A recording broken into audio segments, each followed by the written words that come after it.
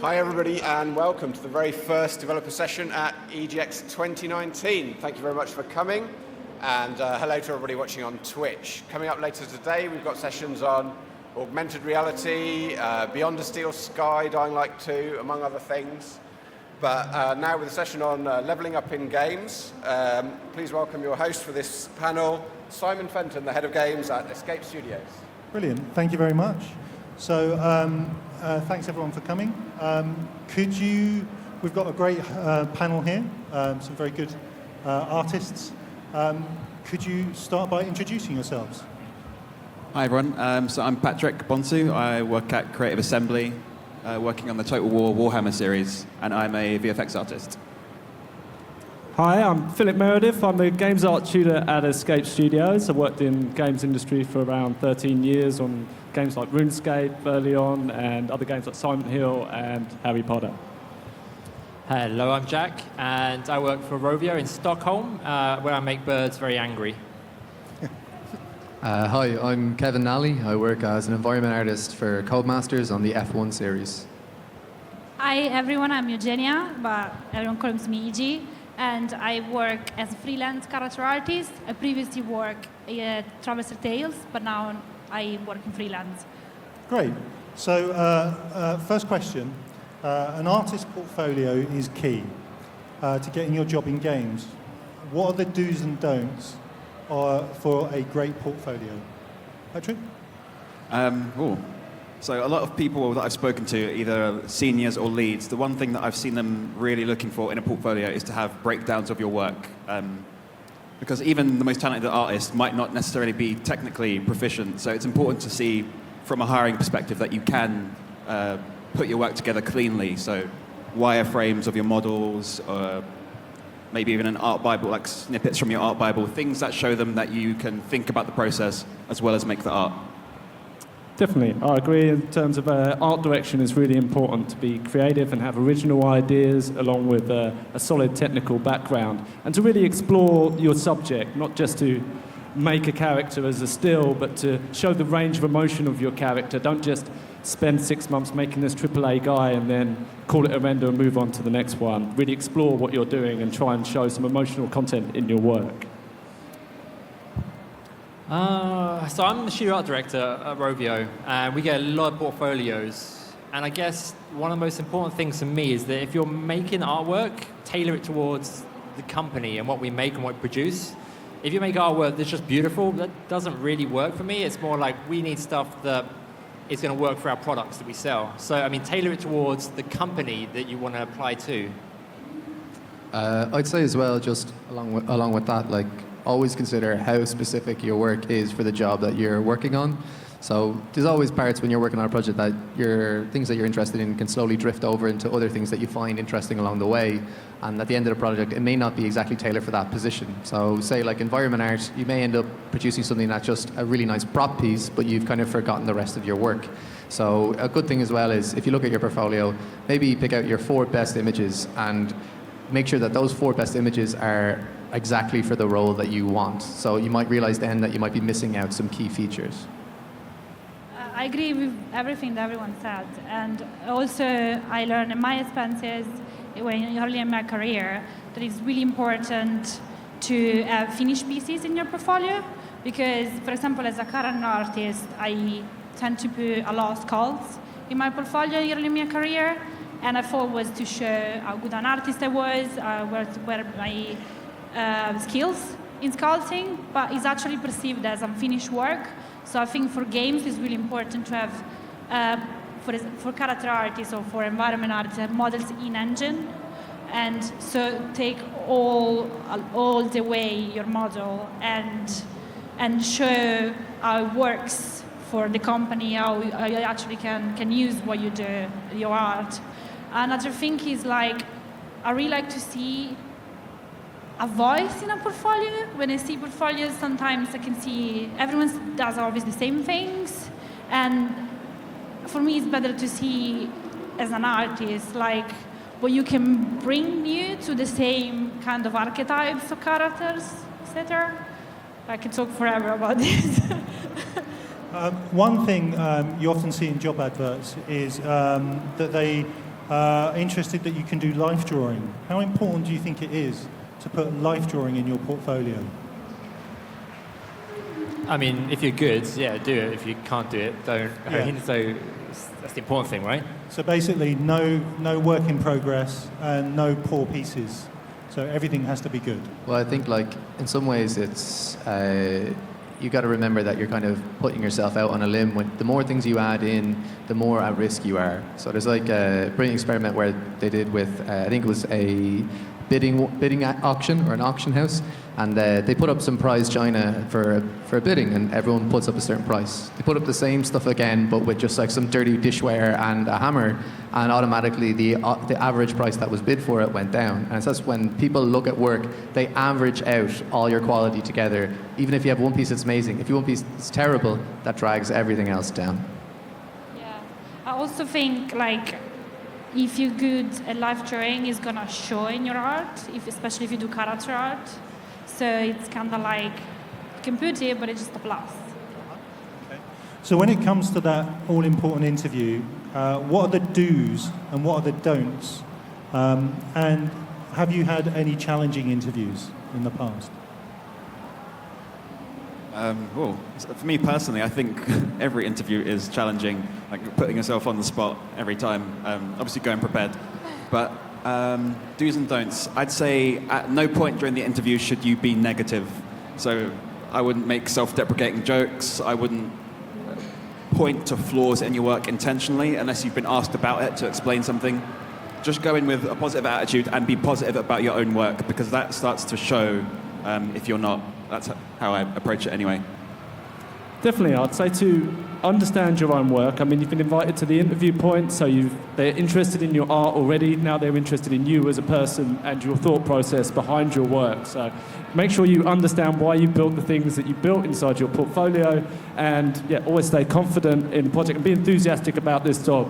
Don't mention other jobs that you might have applied for recently or anything else. This is the one job for you, and that needs to come across in your interview. Don't be late, don't be a dick. That's basically it, really. I'd also add to that as well, just make sure that you can explain your work to people who may not be as specialized as you in what you're doing. So understand that you're like kind of common language stuff, because it may not always be, say an environment artist who's talking to you. It could be just a general manager who doesn't have exact experience in that discipline. You got to be able to translate your skill outside of your field.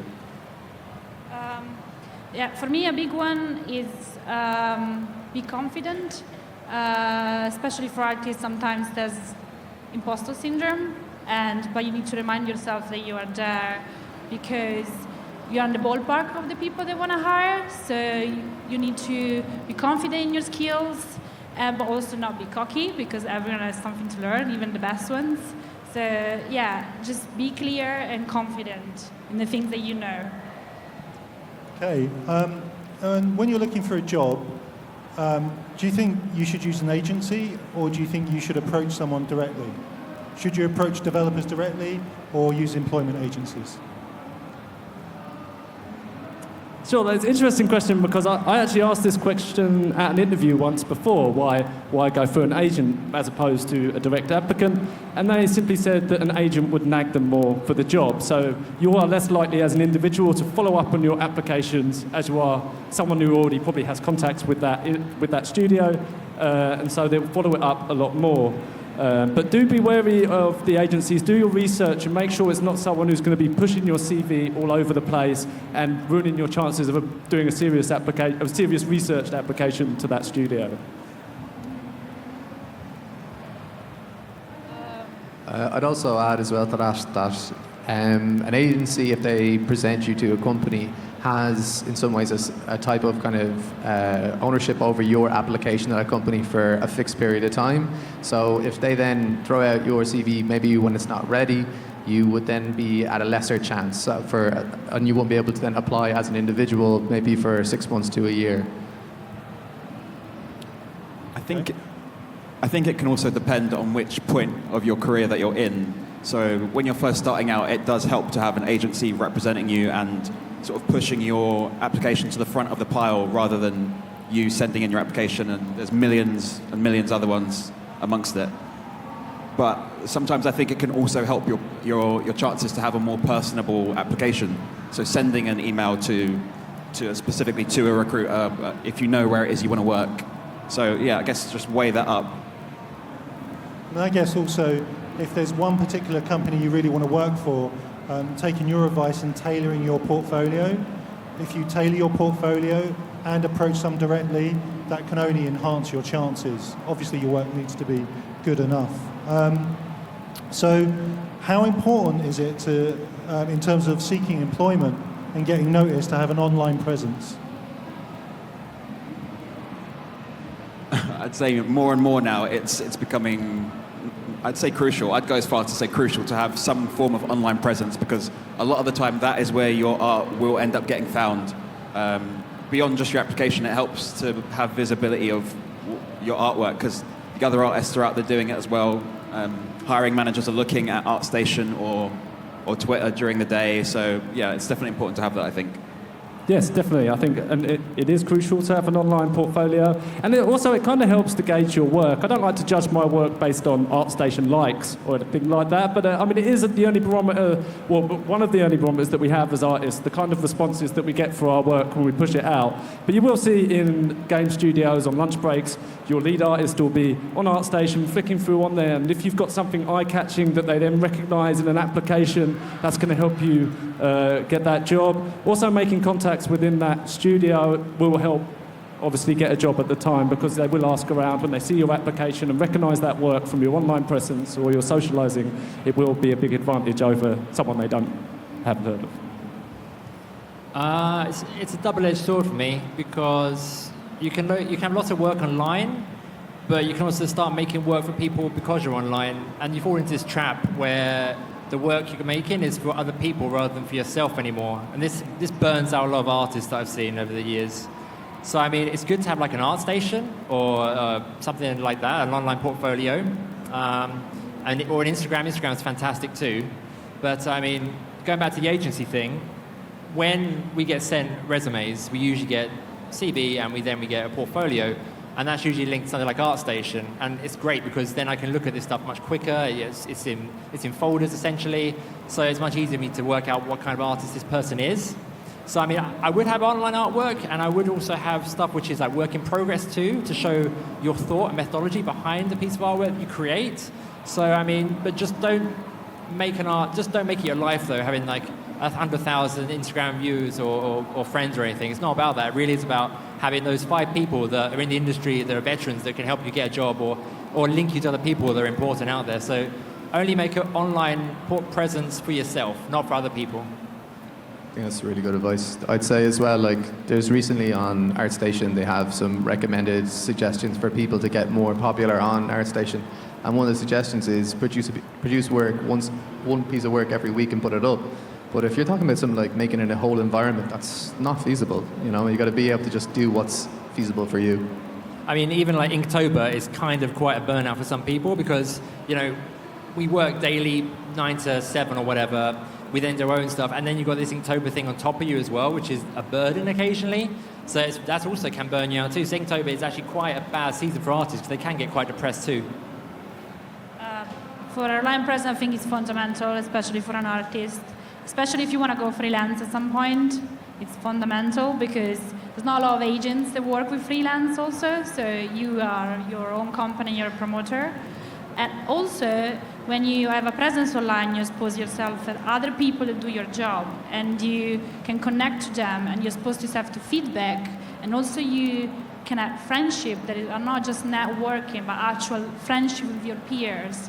And also, when someone want to hire you, is gonna more likely to hire you because they saw your work online before, because you're not an unknown person, or you know people that person knows. Even if the other person has the same skills, I feel like it's gonna be more towards you just because he knows you and you're a known person. That's it. So when you're applying for a job, say you've just graduated, a lot of jobs ask for experience. And that's that catch-22 situation. How do you get that first job when you haven't worked before? So if you're looking at someone's portfolio, what would you consider valid experience if they haven't worked before? What would you suggest people do? For me, it doesn't really matter. The thing that counts most is the portfolio for an artist. And I don't really care if someone worked in hospitality before. Can also be an advantage because as communication skill, this person, if he has an amazing portfolio, I don't really care about experience for a junior position, especially like for senior, of course, and for lead, that's another thing. But for a junior position, just portfolio for me. I mean, there's also as well slightly kind of parallel industries that are out there. Like they're not exactly the same, but they have similar skill sets, like technical and artistic. So ones that I'd advise would be animation or architectural visualizations, because you're stretching the same muscles and practice the same way, and you can kind of very easily move those skills over. Definitely, I think what we know as games artists are very transferable skills, and we can apply them to lots of different areas whilst we build the portfolio that's going to get us that dream job. For me, I was doing graphic design for websites, but everything ended up 3D. It was all tattoo guns and football shields, but it was 3D, and it was me practicing, it was me building that portfolio that then was able to get that job. But also, getting involved in things like game jams and other things going on, just trying to build that experience, show that interest and that passion in what you're doing, and that's going to come across in your CV if you include things of that nature. Yeah, I think things like ArtStation challenges are a good example of artwork you can show off as well. I mean, if we only ask for experience, if we're looking for someone that's a staff level, not an entry level. So if there's a junior, which you might segue to later, we don't need experience. We just need good artwork, just some good stuff that makes their portfolio shine and looks like it can work with our brand as well. I can't speak for hiring managers, but from my experience, I can definitely tell when I meet someone who has not worked in a team-based job before. So I think showing that you've had a job where you've worked as part of a team is really important, because you can't underestimate how important personable social skills are in a job place. You can see it in an interview if someone has not worked with other people. And this is something that you do every day, working with other people, collaborating. So having a job, even unrelated, is super important and good to see. Brilliant. So what would you consider an entry-level job? What does being a junior games artist mean in the industry? I'll answer this one first because I very recently was a junior. Junior level roles, typically you're not given the same level of responsibility as, say, a developer level, which is mid-level, but you are still doing the same job as everyone else. There's just less of the weight of the project on you. So, I've forgotten the question. Give it to me again. So basically, being a junior artist, I guess for me, from my experience, a junior artist is still expected to be really, really skilled. It brings me on to another question. Are there junior art positions out there? Or should, if Yes. you're wanting to enter, sorry, go on. Yes, I mean, there are definitely junior art positions out there. All a junior artist is, to me, is just someone that's got a talent. They've just got a skill set, and they're just new to the industry. If they're good at artwork, and they've got no experience, it's a junior to me, basically. Yeah. I don't know, if I speak for my work, being a character artist is really difficult to find junior character artist position right now. They're kind of some companies that still do it, like Creative Assembly, but kind of the unicorns. I think is because being a character artist is not really an entry-level job, because there's so many skills that you need to know beforehand. You need to be a prop artist, you need to know organic, surface, there's so much stuff that you need to know before. You need to know lighting, everything. But yeah, I don't feel like junior positions are very much junior positions. You need still 2 or 3 years of experience before getting one of those. I know people that got one straight from university, but they're really rare. So you've got your job, and you're working hard. Sorry, did you want to answer that question? Okay, sorry. Okay, so my experiences as a junior artist was probably a little earlier than the rest of the guys here, but the kind of roles that I was doing at the time, well, for Jagex, it was kind of, they would train you essentially for the first 2 weeks when you started, so you could essentially do the same job. It was like their first texture pass, so it wasn't highly technical stuff, so you could apply yourself to it fairly quickly as long as you had the CV. And moving on, you'd probably be leaned more to repetitive tasks, maybe like porting a game to a different platform where you're just optimizing assets and crunching textures, but you're experiencing the whole game as well because you're in it and you're learning all about it. So you're usually in those kind of tasks as a junior, but I certainly wouldn't be sitting around waiting for junior jobs to appear. I'd be applying for medium jobs and not waiting kind of on these jobs to appear. You need to be applying, even when they're not advertised. The second job I got, I think, definitely wasn't advertised at the time. I just emailed them, said who I am, told my interests, and then that was me in for an interview and a job. So that would be my approach as a junior. Can I just add one more thing to junior? So junior doesn't mean someone that's like 21. I mean, at Rovio, for example, we had a junior that was 30, but they had transitioned from being a tattoo artist to working in game instead. So the junior aspect is, I mean, they're talented for sure, but it's just they're starting a lower area with, as you said, less bigger jobs to do, and then working their way up to staff level and then beyond. So, I mean, it doesn't mean that you've got to be, you know, an early 20s kid or anything. You actually could be 30, 40, whatever. It's just an entry-level position.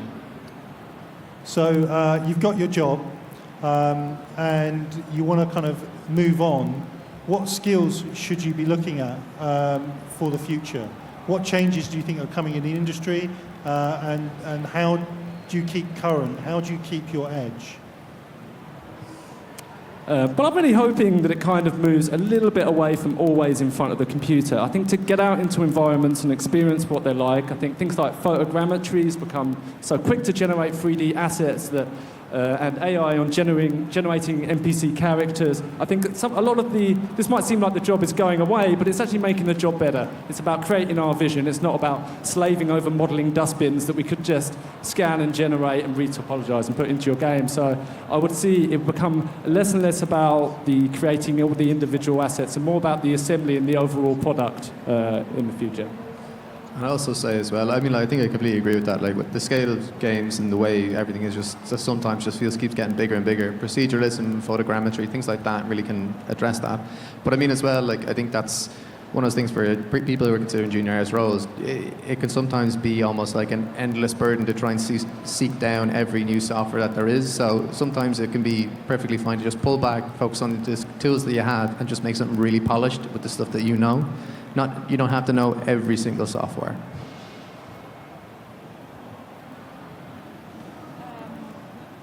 Sure.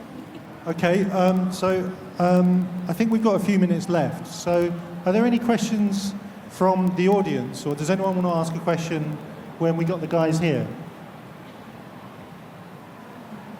And girls.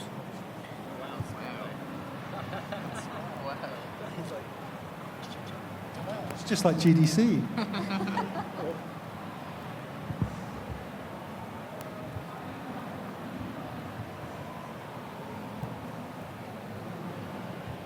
No, we can't hear you yet. Can't hear you.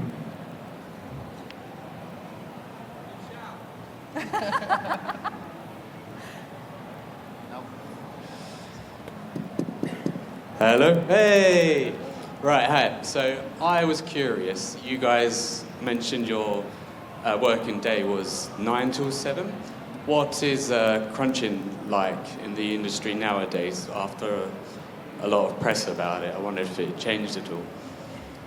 I refuse to crunch. I haven't crunched since 2009. So, I mean, it's pretty much non-existent anymore now. It's in my industry anyway. I work in free-to-play, and we don't have crunch time now in free-to-play.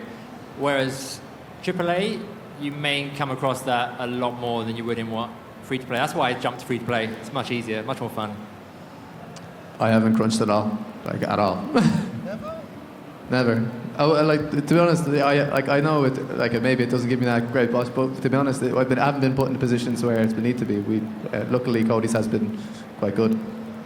I also have not at Creative Assembly. There's like an anti-crunch culture there, so yeah. I've been working, it's not really crunch, but towards the end of the game, we've been working more hours, but travel trays were paid extra hours, so it's kind of different, and we weren't really obliged to do them. So it's kind of like nice sometimes to work more hours if you need. This is kind of weird because I think I've worked in a parallel universe where I crunched a lot. And if I think what you just said about refusing to crunch, I think it's a really important thing that you've got to look after yourself. There are times on a project where a project, certainly towards the end, can become quite intense. I think you just have to make a judgment call. The one piece of advice I give anyone is to just eat healthily, you know, and look after yourself and don't get fat, because that's what happened to me.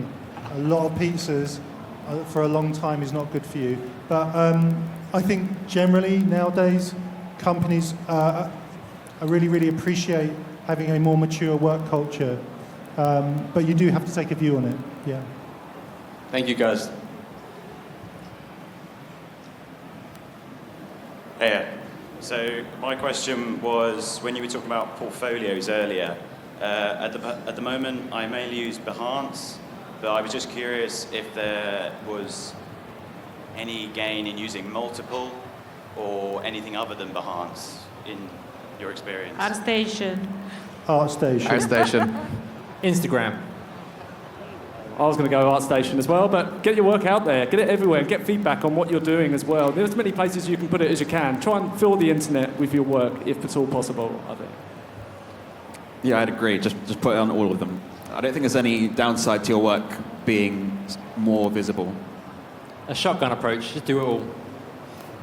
All right, thank you very much. Hey, when you guys were talking about softwares earlier, I was wondering, do you have a specific software which you should definitely be familiar with when entering the industry? Just one. Or one or two or three? Like, I use Maya, so something along It those- depends which job you're going for, really. Okay. Well, If it's just animation then. Well, also remember as well that like a lot of companies are willing to transfer you over to the other software that they need you to learn. So yeah, Maya and Max are kind of almost like your first start in. So one of those is essential. But for example, when I started at Cody's, my main workflow was through Maya. So the first 3 months, I had experience with 3ds Max before, but my first 3 months was just transferring over. So companies will consider that if they feel like there's a good connection with you. Thank you. Hey, what sort of opportunities are there in the world for an industry for people who are between education and that first job to gain experience in the industry and working with teams? I think Phil mentioned this, so I hope I'm not stealing your thunder. Game jams are game jams and working on mods are probably one of the best things you can do. The thing about game jams are that you're working in a team with people in quite intense conditions, and it can prove to be a really enriching experience, and you can learn a lot about yourself and gain new skills. And it shows a potential employer that you're keen about and passionate about the subject. Also, ArchViz, man, there's a good demand there, and you will practice a lot of the same skills. It's great. Thank you. Thank you very much.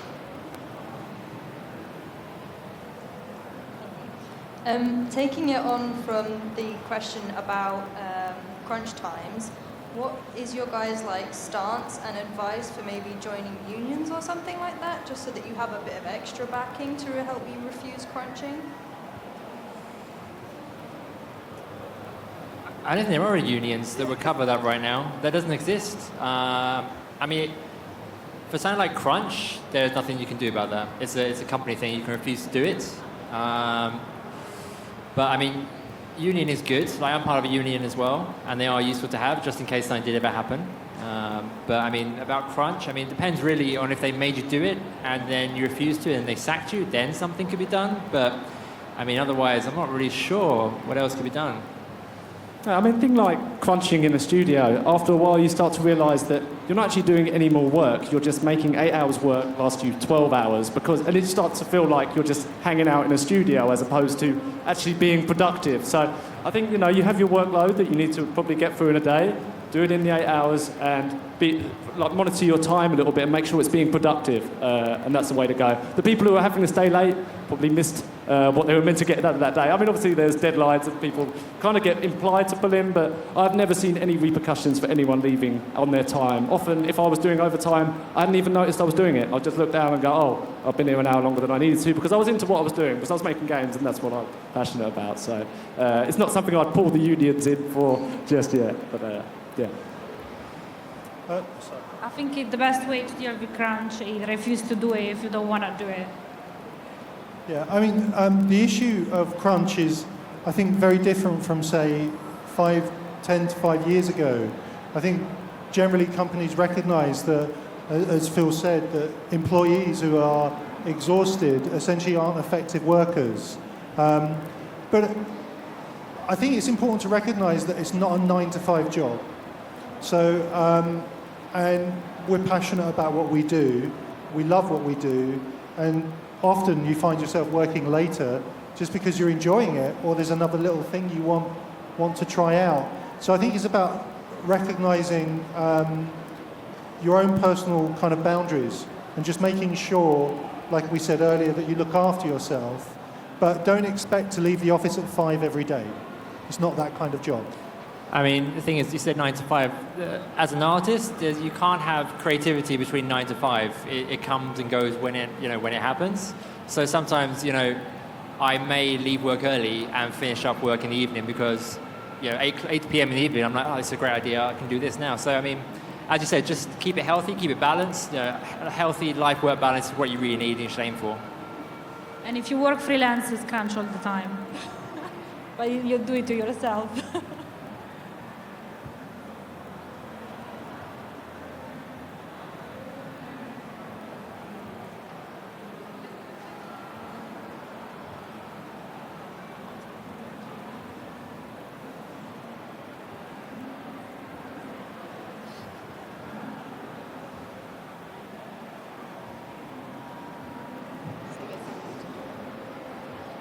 Hello? Ooh.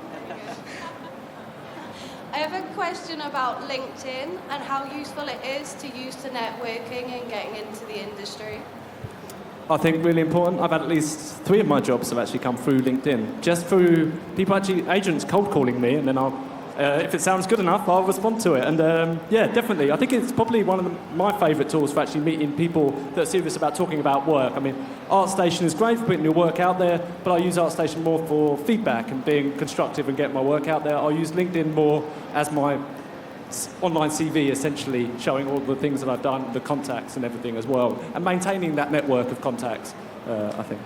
LinkedIn is my new business cards. I don't carry business cards anymore. I'm trying to help save the environment, and LinkedIn's easier. I can just keep my phone, put your details in, and bam. LinkedIn is, I think it's more useful if you want to approach agencies. That's where all the agencies are, agents for work. But for approaching companies directly, maybe no, not.